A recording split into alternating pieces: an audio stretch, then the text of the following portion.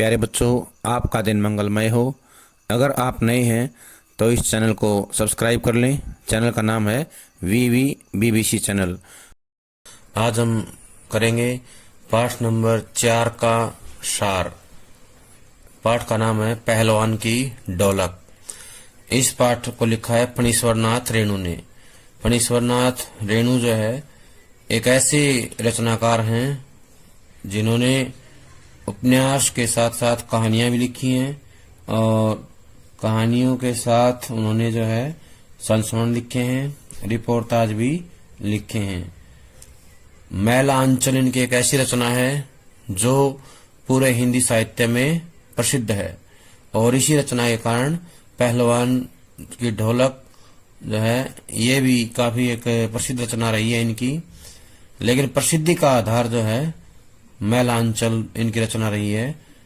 मैलांचल एक उपन्यास है जिसमें उन्होंने अपने ग्रामीण अंचल के बारे में बताया है कि उनका अंचल जो है कितना अनगढ़ है और अनगढ़ होने के साथ साथ एक तरफ वो शस्य श्यामल है तो दूसरी तरफ धूल भरा और मैला है।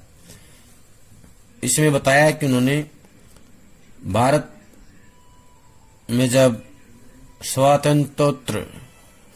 यानी स्वतंत्रता के बाद स्वातंत्र्योत्तर भारत में विकास जब शहर केंद्रित था तो उस समय उन्होंने ये रचना लिखी थी और उनकी रचनाओं के अंदर ये खास विशेषता है कि अंचल की समस्याओं की ओर लोगों का ध्यान उन्होंने खींचा है। अंचल विशेष की तरफ जो है ध्यान खींचने का उन्होंने प्रयास किया है। ये उनकी उत्कृष्ट कहानी है पहलवान की ढोलक। आज हम करेंगे इसका सार। फणीश्वरनाथ रेणु की प्रतिनिधि कहानियों में पहलवान की ढोलक भी शामिल है। यह कहानी कथाकार रेणु की समस्त विशेषताओं को एक साथ अभिव्यक्त करती है। रेणु की लेखनी में अपने गांव, अंचल एवं संस्कृति को सजीव करने की अद्भुत क्षमता है। अद्भुतता है विशेष। ऐसा लगता है मानो हर एक पात्र वास्तविक जीवन जी रहा हो। पात्रों एवं परिवेश का इतना सच्चा चित्रण अत्यंत दुर्लभ है। अत्यंत दुर्लभ माने बहुत कठिन है। रेणु वैसे गिने चुने कथाकारों में से हैं जिन्होंने गद्य में भी संगीत पैदा कर दिया है। अन्यथा ढोलक की उठती गिरती आवाज और पहलवान के क्रियाकलापों का ऐसा सामंजस्य दुर्लभ है।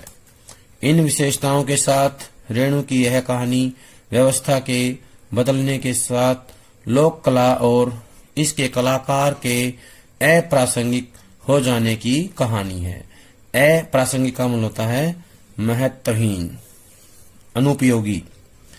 राजा साहब की जगह नए राजकुमार का आकर जम जाना सिर्फ व्यक्तिगत सत्ता परिवर्तन नहीं बल्कि जमीनी पुरानी व्यवस्था के पूरी तरह उलट जाने और उस पर सभ्यता के नाम पर एकदम नई व्यवस्था के आरोपित हो जाने का प्रतीक है। यह भारत पर इंडिया के छा जाने की समस्या है।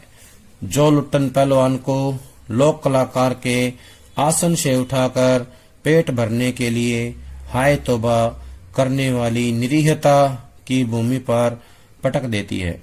ऐसी स्थिति में गांव की गरीबी पहलवानी जैसे शौक को क्या पालती। फिर भी पहलवान जीवट ढोल के बोल में अपने आप को न सिर्फ जिलाए रखता है बल्कि भूख व महामारी से दम तोड़ रहे गांव को मौत से लड़ने की ताकत भी देते रहता है। कहानी के अंत में भूख महामारी की शक्ल में आए मौत के षड्यंत्र जब अजय लुट्टन की बड़ी पूरी पहलवानी को फटे ढोल की पोल में बदल देते हैं तो इस करुणा या त्रासदी में लुट्टन हमारे सामने कई सवाल छोड़ जाता है। वह पोल पुरानी व्यवस्था की है या नई व्यवस्था की? क्या कला की प्रासंगिकता व्यवस्था की मुखापेक्षी है अथवा उसका कोई स्वतंत्र मूल्य भी है। मनुष्यता की साधना और जीवन सौंदर्य के लिए लोक कलाओं को प्रासंगिक बनाए रखने हेतु हमारी क्या भूमिका हो सकती है। निश्चय ही यह पाठ हमारे मन में कई ऐसे प्रश्न छोड़ जाता है। कहने का आशय यह है कि लुट्टन पहलवान के माध्यम से लेखक ने ये बताने का प्रयास किया है कि राजा की जगह केवल राजकुमार ही नहीं आता, बल्कि एकदम नई व्यवस्था आ जाती है और उस नई व्यवस्था का परिणाम यह होता है कि लुट्टन पहलवान गरीबी की चपेट में आ जाता है, भुखमरी की चपेट में आ जाता है और उसका जीवन बद से बदतर हो जाता है। अब सभी देखें फणीश्वरनाथ रेणु का जीवन परिचय। इनका जन्म 4 मार्च सन 1921 ओराही हिंगना, जिला पूर्णिया, अब अररिया में है, बिहार में इनका जन्म हुआ। तो प्रश्न आएगा यहाँ पे, फणीश्वरनाथ रेणु का जन्म कब हुआ? 4 मार्च सन 1921। कहाँ हुआ? ओराही हिंगना। किस जिले में है ये? पूर्णिया, अब जो है अररिया में है। किस राज्य में है ये? बिहार। रचनाएं हैं मैलांचल, प्रतिपरी कथा, दीर्घतपा, जुलूस, कितने चौराहे, ये सब उपन्यास हैं। ठुमरी, अगिनखोर, आदिम रात्रि की महक, एक श्रावणी दोपहरी की धूप कहानी संग्रह हैं। ऋणजल, धनजल, वन तुलसी की गंध, श्रुत अश्रुत पूर्व संस्मरण है। नेपाली क्रांति कथा रिपोर्टाज हैं तथा रेणु रचनावली इस नाम से 5 खंडों में इनका समग्र साहित्य जो है प्रकाशित हो चुका है। रेणु रचनावली के नाम से 5 खंडों में प्रकाशित हो चुका है समग्र साहित्य। 11 अप्रैल सन 1977 को पटना में इनका निधन हो गया। 11 अप्रैल सन 1977 में इनका निधन हो गया।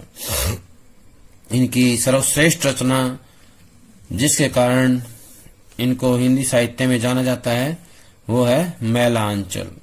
मैलांचल जो है इनकी सर्वश्रेष्ठ रचना है, जिसे कालजयी रचना भी कहा जाता है। इसका प्रकाशन 1954 में हुआ। सन 1954 में इनकी मैलांचल का जो है प्रकाशन हुआ और ये एक बहुचर्चित आंचलिक उपन्यास के रूप में जाना जाता है। और इसी रचना से जो है अंचल विशेष पर लेखन आरंभ हुआ, आंचलिक उपन्यासों पर विमर्श आरंभ हुआ। इन्होंने क्या किया है, इसके माध्यम से वहां की भाषा, संस्कृति और लोक जीवन को केंद्र में ला खड़ा कर दिया है। गांव की जो भाषा संस्कृति है और वहां का जो लोक जीवन है उसको केंद्र में ला कर खड़ा कर दिया, साहित्य केंद्र में लाने का काम किया है। और ये एक ऐसे लेखक हैं जिन्होंने लोकगीत, लोकोक्ति, लोक संस्कृति, लोक भाषा एवं लोक नायक की इस अवधारणा ने भारी भरकम चीज एवं नायक की जगह अंचल को ही नायक बना डाला है। अंचल विशेष को इन्होंने नायक बना दिया है। इससे जुड़े हुए प्रश्न जो हैं वो आ सकते हैं। पहला तो यही होगा, जन्म कब हुआ? बता देंगे 4 मार्च 1921 में। कहाँ हुआ? ओराही हिंगना। किस जिले में हुआ?